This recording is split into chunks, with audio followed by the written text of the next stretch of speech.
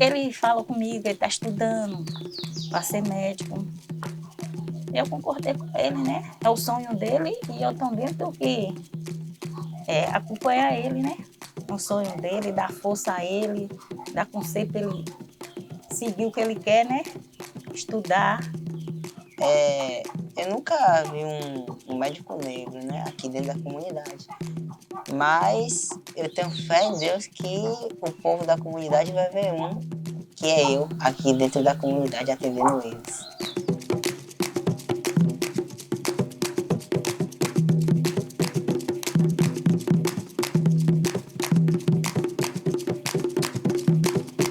Highway, escutando o som dos quilombos. Quando a minha filha se formou, que eu fui para a formatura dela, eu fiquei muito feliz. Fiquei feliz mesmo. Até quando eu falo assim, me dá vontade de chorar do orgulho que me deu, né? Chegar onde ela chegou. Mandaze, mandaze, mandaze, mandaze, Estudar em um colégio quilombola, para mim, é um privilégio estar estudando aqui, sabendo um pouco da história da nossa comunidade, não só da nossa comunidade, como também da Bacia e Vale do Iguape, que adreta todas as comunidades e os estudantes também aqui do colégio. Eu sou professora, né, de História da Rede e hoje eu exerço a função de diretora do Colégio Estadual Quilombola da Bacia do Iguape. Quando eu fui convidada para assumir a direção, eu já conhecia a escola. Né? Eu já estive trabalhando em outras escolas na rural, na Escola do Campo, em Cachoeira. Eu tive a oportunidade de ir com alguns alunos lá nessa escola. Então eu já tinha um carinho, né, pela escola e quando surgiu a oportunidade, eu achei que eu podia agregar algo, né, nesse espaço, enquanto mulher preta, que eu podia agregar algo, né, nessa escola. Então, eu sempre falo com os estudantes, eu estou de passagem, que é um lugar que não me pertence, eu não sou quilombola. Então, como está lá preconizado nas diretrizes, é importante, né, que tenha professores e gestores quilombolas. No momento, a escola, a gente não está assegurando, né, o Estado, nem a escola, né, o Estado. Né, como não tem um concurso específico para professor quilombola, então, na rede, nas escolas quilombolas do Estado, elas são ocupadas, né, por professores e gestores não quilombolas, que não é, né, não é bacana, né, é um retrocesso, né, para a legislação. A gente pode ter empatia, né, pode ter um senso, né, de querer transformar algo, de querer intensificar, mas isso é algo falho, né, do Estado. Santiago do Iguape é uma comunidade rica em diversidades culturais ou imateriais. Tem bastante história, bastante cultura aqui, principalmente matrizes africanas. Temos, no total, umas 4 casas de terreiro aqui, de candomblé, que Santiago do Iguape praticamente é um paraíso, é tudo aqui. O que eu gosto mais desse colégio é sobre a Lei 10.639, que aqui trabalha muito com as diretrizes curriculares escolar da educação escolar quilombola e alguns livros também sobre a educação antirracista, onde a gente fez as maquetes com cada comunidade que a gente pegou no sorteio e apresentou aqui. Fez também roupas com casca de marisco, de sururu. Essa aqui é a maquete da Escola Cosme Damião, é uma escola municipal quilombola, no quilombo do Caonde. Essa aqui é o prédio dessa escola. Essa maquete ela foi feita pelos alunos do Colégio Estadual Quilombola de Santiago do Iguape, e é essa escola aqui que nós temos hoje no Quilombo Caonde. Eu começo na sala de aula aos 15 anos de idade, trabalhando com minha mãe na sala, porque ela era a única professora da comunidade. Então, ela, além de alfabetizar todas as crianças da comunidade, ela alfabetizou também todos os seus filhos, que ela teve 10 filhos. Então, ela alfabetizou todos os seus filhos até a 4ª série, que era quando a gente vinha para esse colégio aqui, para a 5ª série naquela época. Então, eu saí com 7, com 14, meu sonho era ser uma professora. Eu quero ser uma professora. Para quê? Como o povo perguntava para mim, para quê? Aí eu dizia, para eu voltar para lá, para Caonde, para abrir uma escola. E aí era esse sonho. Só que eu voltei com outra precisão, outra necessidade. Não terminei de estudar. Eu estava na 8ª série, numa força grande para dizer eu quero ir embora, eu quero ser uma professora. E aí, cada vez que eu vinha, meu pai dizia, vai que eu não quero filho burro, eu quero que você aprenda a ler e escrever. E eu botei isso na minha mente, porque é o pessoal da minha redondeza. Ninguém sabia ler nem escrever. As comunidades todas. Era bem pouco que sabia ler e escrever alguma coisa, fazer seu nome. Mas aí eu, com meus 14 anos, vim embora. Com meus 16 anos, saí à procura das casas das pessoas. Eu quero ensinar, eu quero ensinar. Tinha pessoas que tinham 18, tinha 22, tinha 12 filhos, 13 filhos. Mas como é que você vai ensinar, menina? A gente não tem nada para te pagar. Ninguém tinha nada. Naquele tempo todo mundo era rico de ter tudo, mas era pobre de não conseguir desenvolver. Então, eu começo a ganhar esse gosto pela educação a partir desse trabalho com ela. Dela ter que sair da sala de aula e como ela não tinha substituta, então ela sempre dizia que hoje eu vou sair e você toma conta da minha turma. Então, quando eu estava na 8ª série, eu já tomava conta da turma. Então, eu não tive nenhuma dificuldade de dizer assim, eu vou ser uma professora. E eu estudei, antes de eu terminar de me formar, eu já estava na sala de aula, já trabalhava com ela, concluí o ensino médio dizendo que eu queria fazer magistério, fiz o magistério, permaneço na sala de aula, presto concurso, estou até hoje na carreira, continuei com ela na sala de aula. A gente não tinha, na verdade, nenhuma sala de aula, o espaço que a gente tinha era um terreiro, que onde ela era dona desse terreiro. Porque todo mundo tinha camboa de pau, todo mundo pescava, todo mundo tinha tudo, mas não tinha como vender. Quando chegasse um atravessador era para comprar por barato. Todo mundo fazia azeite, todo mundo fazia tudo. E aí, como é que a gente vai te pagar? A gente não tem nada para te pagar, a gente só tem para gente. Mas eu disse, mas eu vou ensinar assim mesmo. Eu dava 2 horas de aula, das 2 às 4. E eu não tinha giz, eu não tinha quadro, eu não tinha nada. Na minha casa, que hoje é meu terreiro, que era uma casa de morada e era tudo, eu coloquei uma tábua na janela e comecei a dar aula, com carvão e com pano molhado para apagar. E aí o pessoal, eu vou comprar uma carta de ABC, eu não quero. Por que eu não quero uma carta de ABC? Porque eu tinha um aborrecimento, sabe o que é uma raiva? E que eu dei a carta de ABC todinha, e quando chegou na hora de dizer quem, desce, o cobre, rebriu, descobriu, o brasileirinho, o Brasil, foi, quando era Pedro, para dizer Pedro Alves Cabral descobriu o Brasil, trancava tudo, e era grito, não é assim não! E eu aí plantava, nunca disse que Pedro Alves Cabral descobriu o Brasil. Ela diz para a gente todos os dias, eu não sou uma mãe de santo, eu não pari santo, eu sou uma zeladora. Então é desse chão, dessa zeladora, que eu venho não só como filha, mas como todo um espaço de vivência, um espaço de convivência, um espaço de identidade, um espaço onde eu aprendi a crescer e a cultivar tudo aquilo que ela tem. E é desse berço que eu cresci bebendo dessas águas, e é a partir desta pessoa que eu me volto para a sala de aula até os dias atuais. Porque eu tinha uma reixa, né, um negócio assim diferente, porque meu bisavô foi escravo. Meu bisavô saiu corrido do quilombo do Calembá, do Sobrado, da Senzala. E aí eu tinha uma raiva disso. O meu avô morreu no paeiro de cana, né? E aí a minha bisavó era índia, meu avô saiu para caçar e encontrou a minha bisavó. E eles criaram família, né? 26 filhos eles tiveram.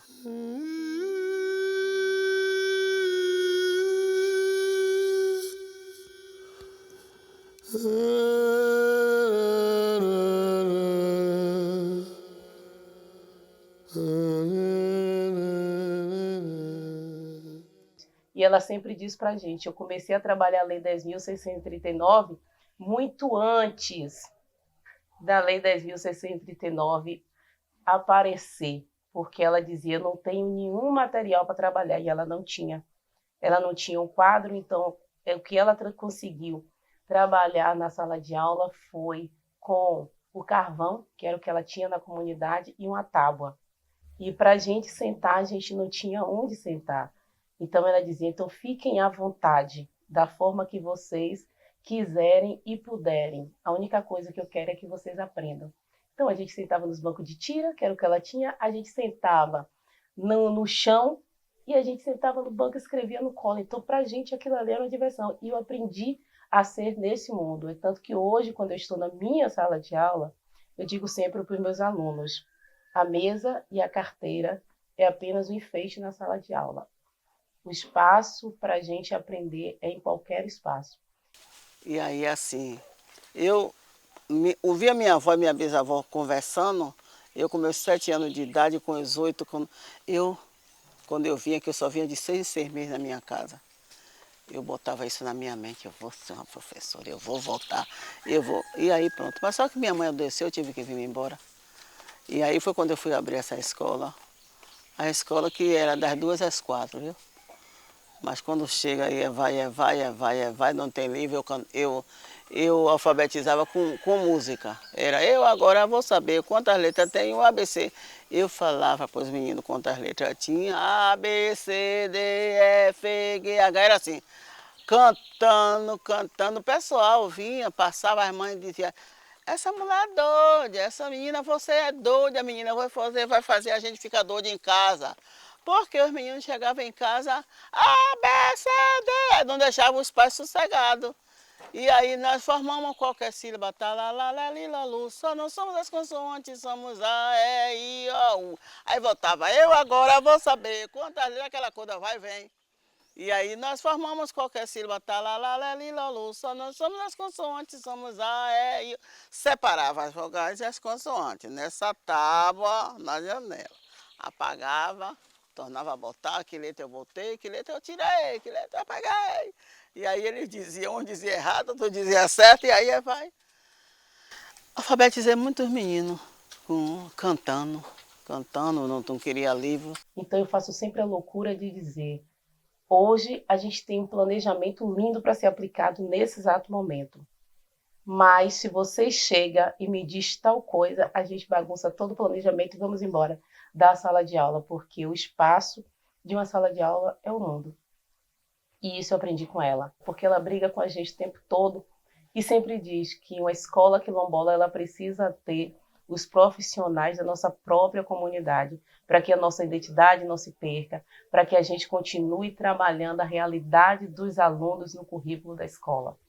E na nossa escola a gente tem muito isso. Eu estou no quadro de funcionários da nossa própria localidade. E isso facilita para a gente, porque a gente consegue envolver na escola tudo que a gente tem de cultura e de identidade na comunidade. Eu consigo ainda fazer o Caruru de Cosme e Damião na escola, porque o nome da nossa escola, a escola ela vem de uma promessa a Cosme e Damião. E o nome da escola é a Escola Cosme e Damião. E aí a gente consegue fazer no dia 27 de setembro ainda o Caruru de Cosme e Damião, que é um processo todo feito de forma coletiva. As mães é que fazem a doação de todos os produtos para a gente fazer o Caruru. Naquela época os meninos que era matriculado para estudar eram os meninos com 7 anos de idade. Né? Mas eu cansei de trazer menininho pequenininho, meninas que se formou com 17, com 18 anos, porque não tinham os mais velhos, não tinham para ficar, porque as mães iam para a roça, as mães iam para a maré, então traga que eu botava aqui, sentava no chão. E eu só tinha 2 mesas grandes, que essa mesa ainda está aí, da época do meu pai, e 4 bancos de tira, era para onde o lugar. Fiz uma turma de 18 anos. E a gente bate muito de frente com a Secretaria de Educação do município, porque nós queremos, na nossa escola, profissionais do nosso espaço, do nosso chão, do nosso território. Isso é difícil, porque ainda temos um racismo muito grande com os profissionais locais. Mas a gente continua batendo de frente. E até então ninguém não conseguiu nos derrubar.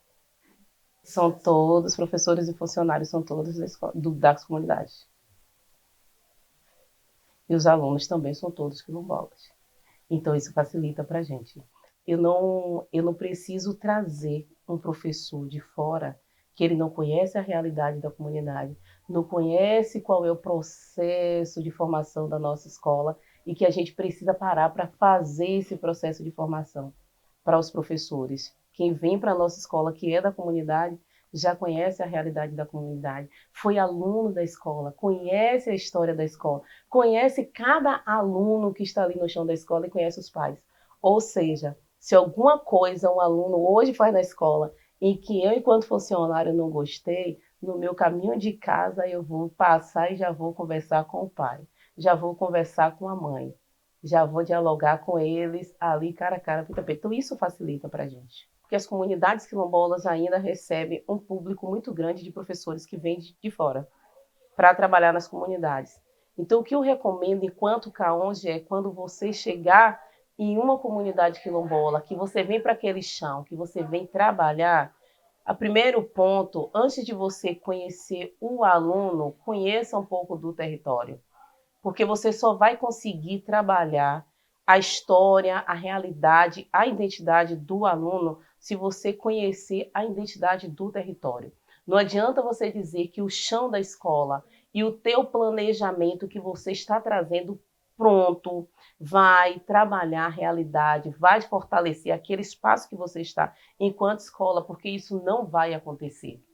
A partir de quando você conhece a realidade da comunidade, conhece todo o histórico da tua comunidade, de vivência, que você dialoga com as pessoas mais velhas, se você conhece um pouco da história de luta da comunidade, você passa a fazer o seu planejamento, o planejamento vai ser bem mais rico e você vai conseguir fazer com que o aluno ele aprenda de forma gratificante, porque ele não vai só aprender aquilo que o conteúdo que vem no livro está trazendo para ele de lá do sul do Brasil.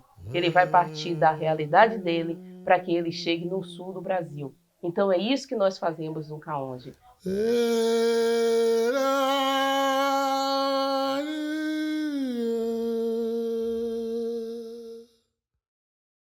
É importante lembrar, essa resolução, né, que implanta a Diretriz Curricular Nacional para a Educação Escolar Quilombola, ela só surgiu por força do próprio movimento quilombola. Então, ela não foi uma ação do Estado. Desde 95, na primeira carta do movimento quilombola, né, que se reúne em Brasília em 95, na carta quilombola, né, de 95, o movimento quilombola já aponta, já em 95, que era necessário ter educação para as populações quilombolas, mas uma educação contextualizada e que também a formação de professores levasse em conta a história das comunidades quilombolas.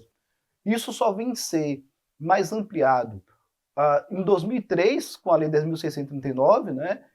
Mas ainda assim a resolução, né, embora ela não surja, ela começa a dar os passos. Na Conferência Nacional de Educação, em 2010, o movimento pauta a educação escolar quilombola e a educação escolar quilombola passam a ser modalidade de ensino.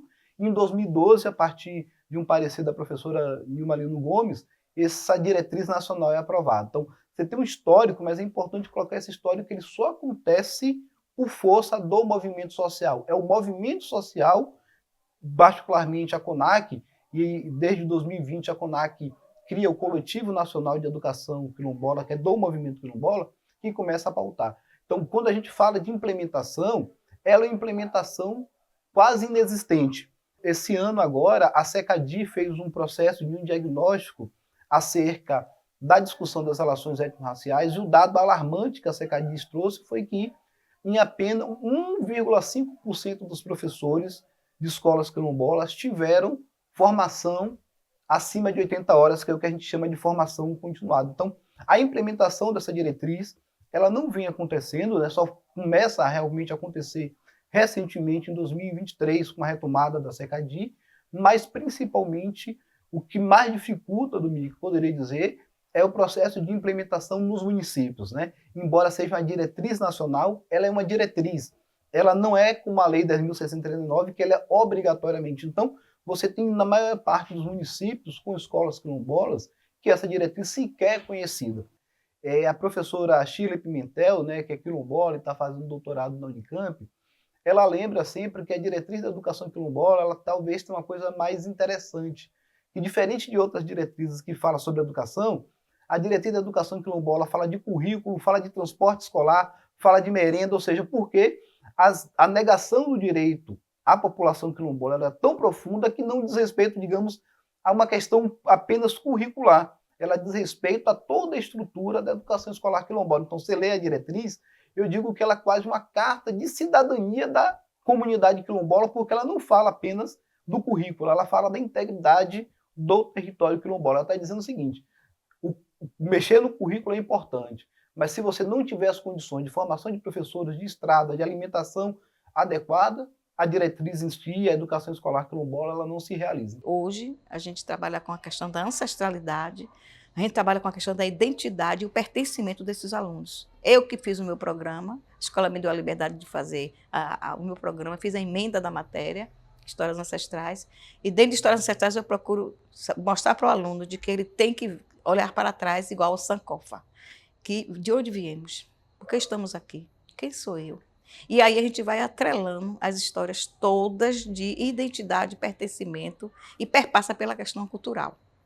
Não importa que a escola não está no espaço quilombola, mas o importante é que os alunos que fazem parte desse processo vêm do espaço quilombola. Na minha escola, eu geralmente digo minha escola, o pessoal dá risada.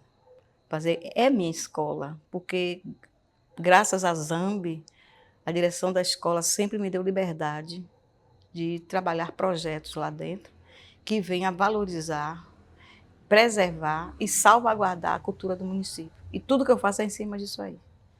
Pergunto à coordenação e a gente consegue fazer um trabalho voltado para a preservação, a valorização e a salvaguarda do samba de roda, do Lindo Amor. Porque a gente vê por esse viés, que às vezes eles não são valorizados. As leis estão aí, elas são criadas, mas não são implementadas. Pelo fato de não serem implementadas, elas são desvalorizadas. E só valoriza quem conhece, costumo dizer isso. Só valoriza quem conhece, quem sabe, quem passa, quem vive. E eu procuro atrelar a minha sala de aula à sociedade e à família. Então, as vivências é que valoriza o trabalho da gente. Então, se você não vai para a escola, porque a escola, para mim, é o caminho de ressignificar o que a gente está vendo que não está bom. Para mim, a escola é este caminho. A escola é espaço de educação. Aqui também é espaço de educação. Aqui é espaço social, espaço de educação, espaço de resistência. Então, a gente tanto vai para lá como traz eles para aqui também. A minha educação dentro do axé é a que eu tive lá atrás, né? Dos meus ancestrais. É o que passou para mim e hoje em dia eu passo para minhas filhas. A mesma educação, entendeu? Meu fundamento, ensino tudo que elas hoje têm que aprender, e mais tarde, quando elas chegar aonde eu cheguei, aí já vai aprender mais coisas, né? Mas por enquanto a gente tem que dar só o básico, né? Porque com a gente, no meu tempo da minha mãe de santo, era assim, entendeu? Não dava tudo, porque não tinha tempo, não tinha idade, e tudo tem que ser no seu momento certo. Se eu estou ensinando, eu faço questão que aprenda.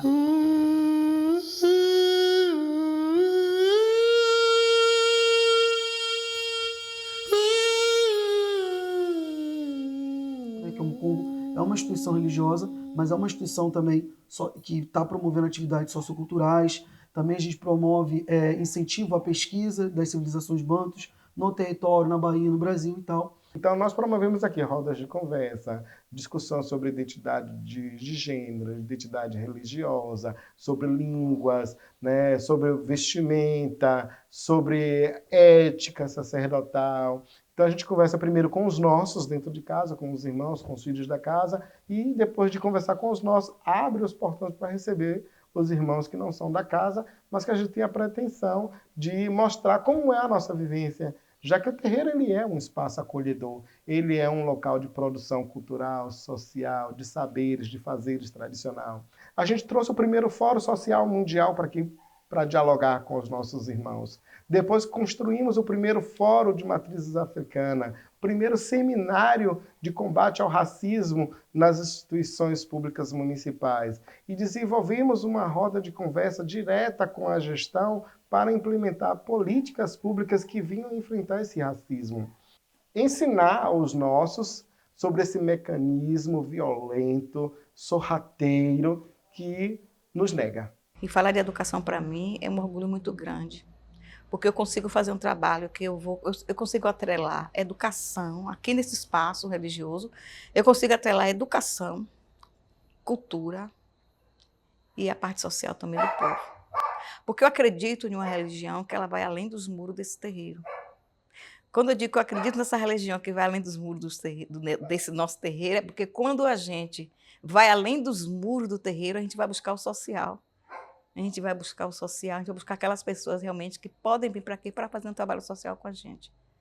E isso eu faço aqui. Aqui é um espaço onde se desenvolve muitos trabalhos culturais, muitos projetos aqui. E se eu for falar dos projetos que a gente desenvolve aqui, eu vou ficar falando a noite toda. Eles vêm de ônibus, estão aí para a escola, e lá também a gente trabalha essa questão quilombola com eles. E tenta se fazer o máximo possível para mostrar para eles de que eles também são responsáveis por aquele produto. Eles são responsáveis pelo sucesso, o sucesso da história, da tradição, da memória e da identidade. Eu vejo a escola como um espaço de mudança social. No início eu encontrei um pouco de resistência com eles, porque eu fui falar justamente de pertencimento, de identidade, e quase nem todos eles queriam aceitar, porque muitos deles acham que é candomblé. Só em ver a figura de Alvacélia na escola, ele já pensa, é candomblé, é mãe de santo. E eu tive que fazer a desconstrução desse pensamento deles, tive que desconstruir tudo isso.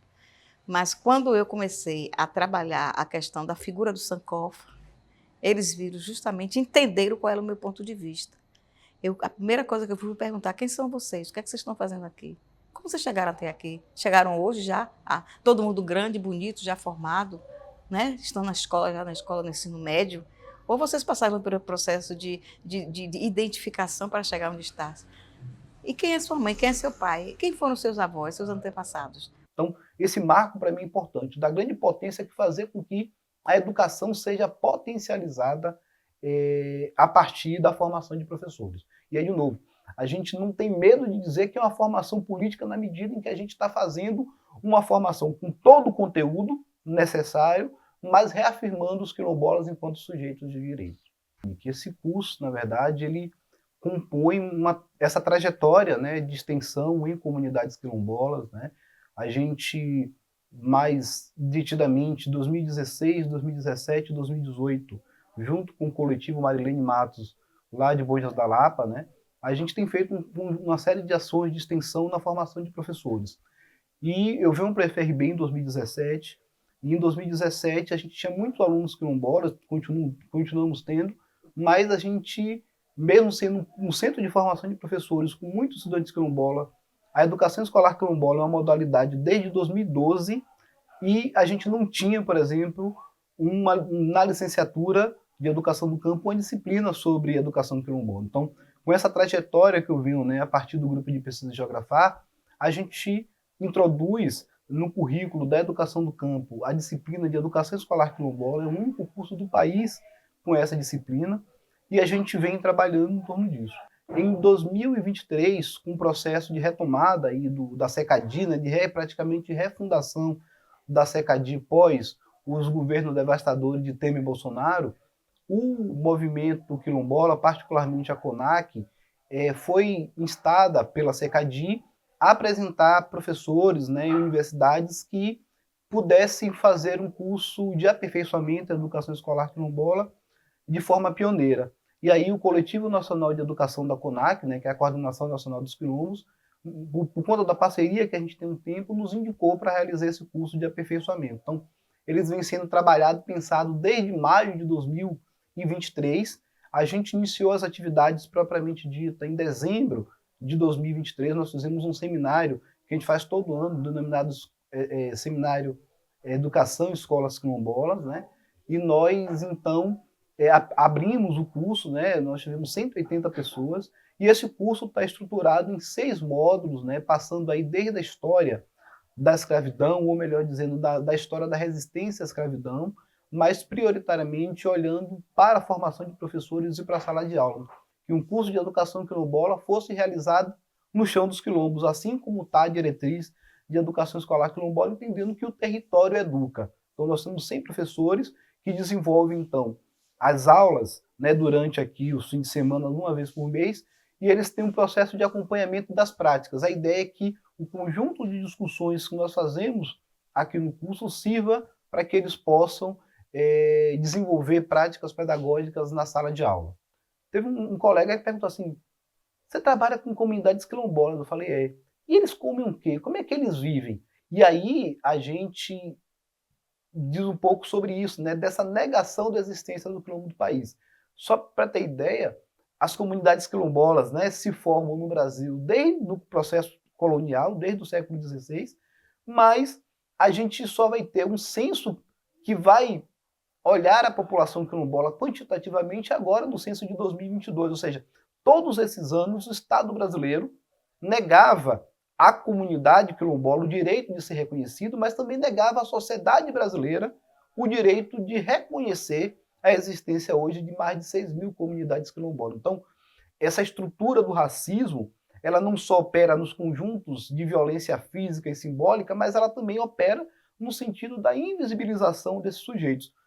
Nego Bispo dizia, né, que as comunidades quilombolas, elas não estão falando do passado, elas também muito pouco do presente, elas estão anunciando o futuro. E essa questão ambiental, elas anunciam a todo momento o futuro. A minha luta incansável no município é pela educação escolar quilombola, porém que a educação quilombola venha para dentro da escola, que os saberes da comunidade, eles venham para a escola e aqui eles sejam sistematizados em forma de conteúdo. Mas eu preciso estar num texto de português, trabalhando a história de vida das pessoas da comunidade, porque nem sempre uma escola que está dentro do quilombo, ela é uma escola quilombola de fato. Porque a educação escolar quilombola não faz parte do dia a dia dessa escola. E a gente já começa pelo próprio ambiente, quando a gente entra numa escola dessa e não vê a gente representado nas paredes, nos cartazes, nos livros. Então, essa é uma das minhas lutas. Consul, eu ainda peguei uma fase que era muito seriada. Na mesma sala, várias séries diferentes. Pedi à minha mãe, chega um dia para ela e disse, mãe, eu não aguento mais, eu estou aqui há tanto tempo, mas olha esse dever, eu só estou fazendo um dever de pintar e eu já fiz isso 3 vezes, dessa mesma atividade.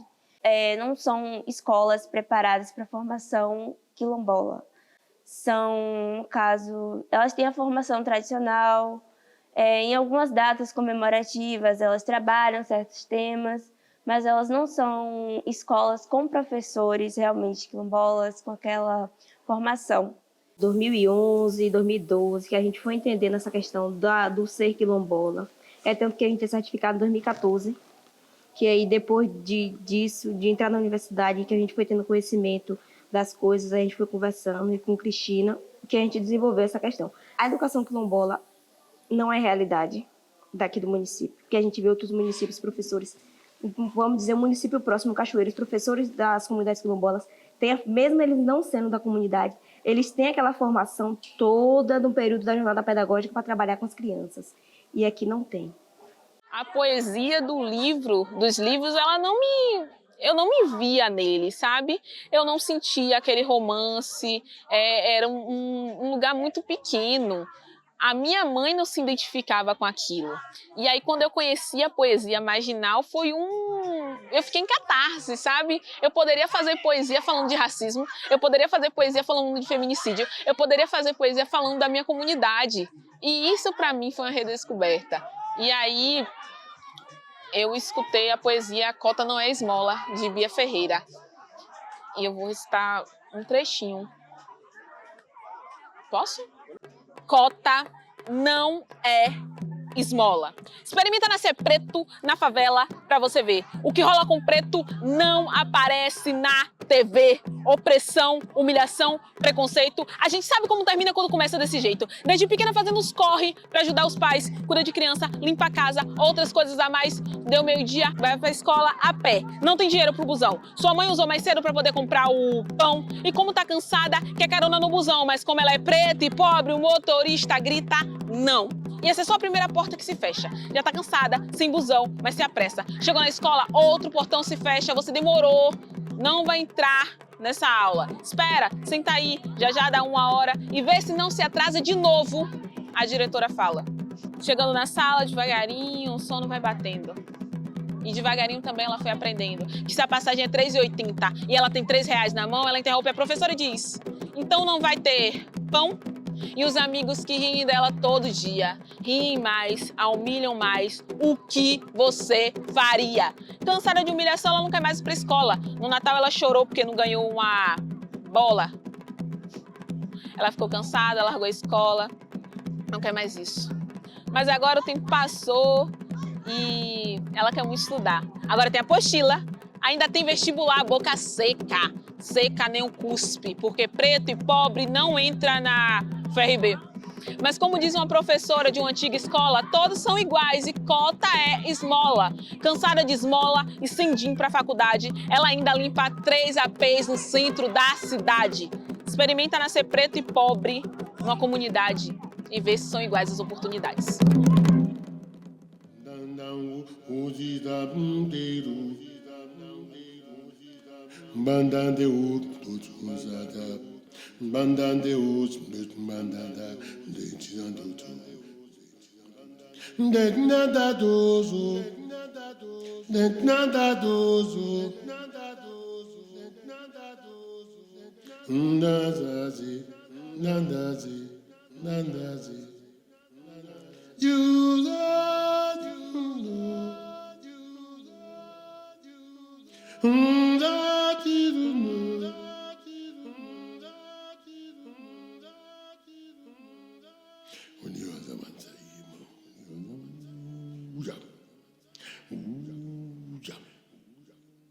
I know